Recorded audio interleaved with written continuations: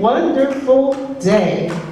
We are so happy to see each and every one of you back here this morning. We have had an interesting week, 10 days. The winds do blow, don't they?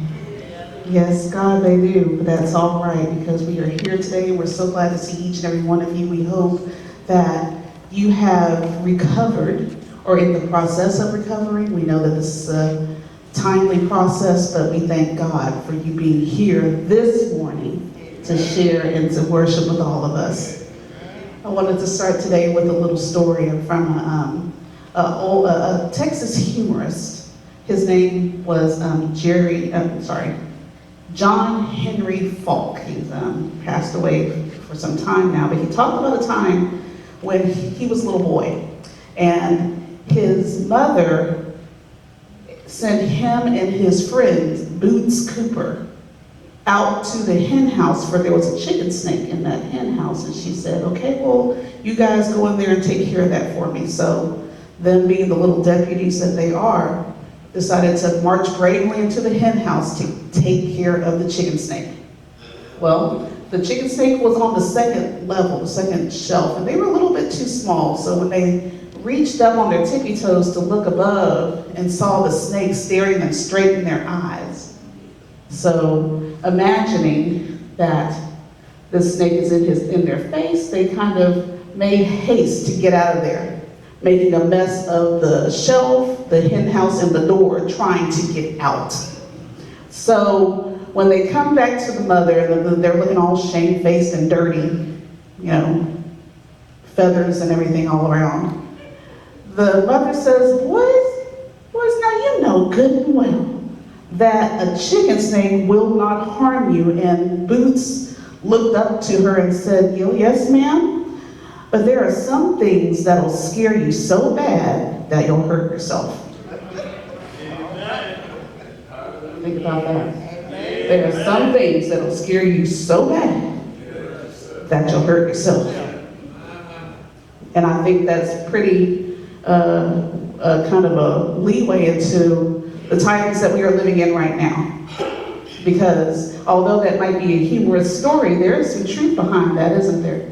There's a huge truth behind that, and things that are happening, especially these past 10 days. We're doing a lot, personally within our community. Well, I call that a dress rehearsal. Because we are in the stages of moving seasons, and we know here living in Texas, we have the thing, hurricane season and things like that that are causing a lot of tension. Sometimes we might even lead that to something we call panic, right? We see it on the television, we hear about it, we converse about it. That's been the topic for many a day now. And so within us, that might start a little bit of anxiety. A little bit of panic, right? And perhaps you know the signs and symptoms of panic attacks, heart palpitations, getting kind of nervous when people start talking about things, feeling a sense of detachment. And sometimes your mind takes it to unreal places, right? Because that's what panic does. It causes us to overthink and overdo things that we seem to know what the danger is. But because we're trying to avoid it and run away from it, we hurt ourselves. So, we know that there are many factors that lead up to that. Some things sometimes it's hereditary. Sometimes it's biology. Sometimes it's just stress and experiences that we've had before that trigger those thoughts coming back. But I'm here to remind you that we serve an omnipresent, an omniscient, an omnipotent God. Don't we? Because Psalm 55 tells us already that there are responses in times to fear. We cry out to God in distress. We recall his character and his faithfulness, and we continue to trust in him, right? Psalm 55, 4 and 8 tells us what a panic attack feels like. My heart is in anguish within me. The terrors of death have fallen on me. Fear and trembling have beset me. Horror has overwhelmed me, and I said, oh, if I had wings of a dove, I would fly away and rest. Right? I would flee far away and stay in the desert.